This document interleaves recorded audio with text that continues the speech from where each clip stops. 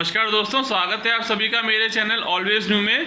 दोस्तों आज हम 6th क्लास का चैप्टर है द आर्टिकल, इंग्लिश लैंग्वेज का चैप्टर है। इसके बारे में अच्छे से समझेंगे। यहाँ पर हमको ए एन और द के बारे में समझना है कि किस प्रकार से उसका यूज़ होता है और कहाँ पर उसका यूज़ होता है।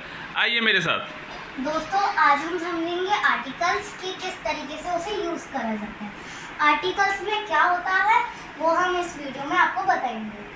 जैसा कि आपने सीखा ही होगा पिछली क्लास में भी कि आर्टिकल्स के दो टाइप्स होते हैं। एक होता है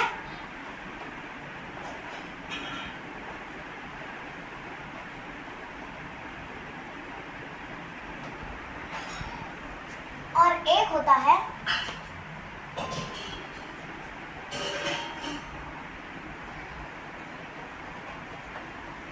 इनमें क्या क्या यूज होता है वो मैं आपको बताती हूँ। इंडेफिनेट में हम ए और एन लगाएंगे और डेफिनेट में हम द। इसका मैं आपको बताऊंगी कि हम ए और एन क्यों लगाएंगे इंडेफिनेट में और डेफिनेट में हम द क्यों लगाएंगे। इंडेफिनेट मतलब वो कहीं पे भी लग सकता है, ए कहीं पे भी लग सकता है और एन भी कहीं पे भी लग सकता है। डेफिनेट में कि वहीं बस द लगेगा, इसीलिए इनडेफिनेट में ए और एन आते हैं और डेफिनेट में द। आज हम इसके बारे में स्टडी करने वाले हैं। आपने अपनी पिछली क्लास में देखा होगा कि आप वॉवल से इसको साउंड को पहचानते हो और उसमें लगाते हो। आज मैं बताऊंगी उसका सही तरीका। आपने देखा होगा कि आप हर वक्त वॉवल्स का यूज करते हो। वॉवल्स होते हैं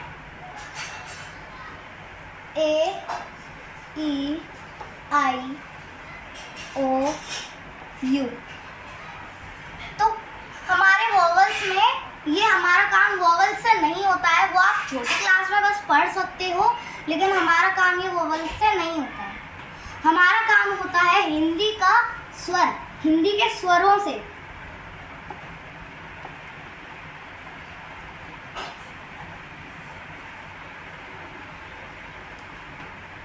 हम सब स्वरों से करते हैं और जो स्वर होते हैं वो इंग्लिश में वोवल्स कहलाते हैं और जो कॉन्सोनेंट्स होते हैं वो हमारे व्यंजन कहलाते हैं। इसीलिए ये हमारे 11 हैं स्वर। अब हमें इसमें कुछ देखते हैं एग्जाम्पल के थ्रू। जैसे कि मैंने लिखा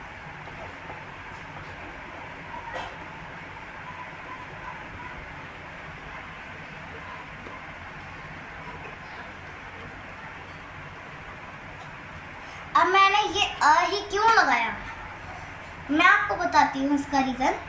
दिस इज़ अ बुक। ये जो बुक है ये एक बुक है, पर ये एक है ना, इसीलिए मैंने यहाँ अ लगाया। और यहाँ हम बात करें बुक तो यहाँ ब जो है स्वर में नहीं आता है, इसीलिए यहाँ अ लगा। अब हम एक और एग्जाम्पल देखते हैं। तो बोल दो। This is an this is a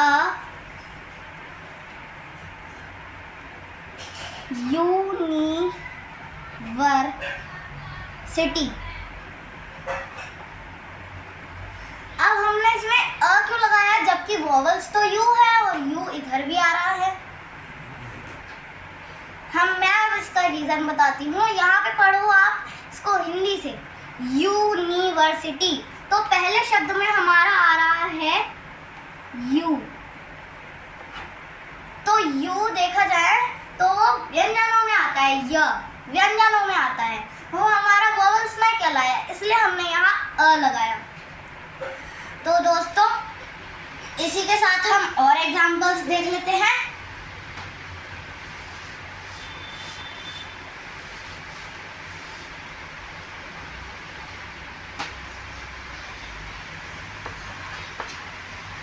दोस्तों अब हम देखेंगे यहाँ पर कि हमने जो लिया है इंडेफिनेट और डेफिनेट, उनमें से डेफिनेट का क्या यूज होता है, किस तरीके से यूज होता है और कहाँ यूज होता है, बात करें तो ये होता है यूज जिसमें अगर आ जाए किसी रिवर का नेम, हमने यहाँ पे ले लिया Yamuna, Yamuna,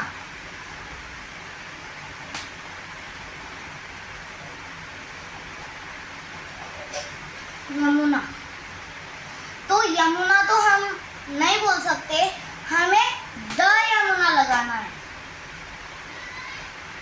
the Yamuna, the Ganga, the Nile, the Indus, ऐसे हमारी रिवर्स के नेम हुए। अब हम यहाँ पे किसी ओशियंस का नेम भी ले सकते हैं, जैसे कि द इंडियन ओशियन, और हम यहाँ पे किसी की बुक का नेम भी ले सकते हैं, जैसे कि the Ramayana, the Mahabharata, the holy book.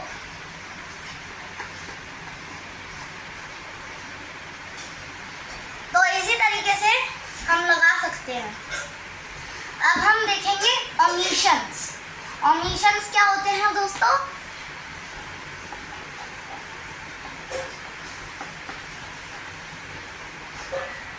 Omissions में आता है दोस्तों जिसमें हमें अगर कुछ भी लगाना हो तो वहाँ पर आएंगे ना तो ए, ना तो एन, ना तो द आएगा। इसमें ना एन, ना एन, ना अ और ना द आएगा। ओमिशंस में कुछ भी नहीं आता। अब मैं वो बता देती हूँ किस किस के बारे में नहीं आता। नेम से पहले कुछ भी नहीं आता। जैसे कि मैं बोलूँ द श्रेया, तो ऐसे तो हमारा गलत लगेगा ना। एक सेंटेंस लिख के देखते हैं, the Shreya is reading the book. ये हमें गलत सेंटेंस लग रहा है, पर अगर हम इसको आगे द नहीं लगाएंगे, हम सीधा बोलेंगे Shreya is reading the book, तो ये हमारा हो सकता है। इसीलिए उसको ओमिशंस कहते हैं। ना तो अ लगता है, ना तो एन और ना तो द, वो नेम से पहले नहीं लगता है। एक बार दोस्तों मैंने अपनी 4th क्लास में ऐसी गलती कर दी थी। एक पैरा आया था जिसमें मैंने पूरे में ए घुसाड़ दिया था, बल्कि उसमें द भी आना था। वो मेरी इसी गलती की वजह से मेरा पूरा पैरा गलत हो गया था। इसीलिए दोस्तों आप इसको स्टडी कर लीजिएगा बहुत अच्छे से। ये आपके लिए बहुत बहुत ज़्यादा इम्पोर्टेंट चैप्टर है, द आर्टिकल्स। तो इसी तरीके से हम आपको अपनी नेक्स्ट वीडियो में मिलेंगे। तब तक के लिए बाय बाय। और अगर आपने हमारी वीडियो को लाइक नहीं किया हो तो लाइक कर लीजिएगा। अगर आपको हमारी वीडियो पसंद आती है तो सब्सक्राइब कर दीजिएगा। और अगर आपको कुछ भी क्वेरी हो तो कमेंट बॉक्स में वो क्वेरी आप नोट कर दीजिएगा। बाय।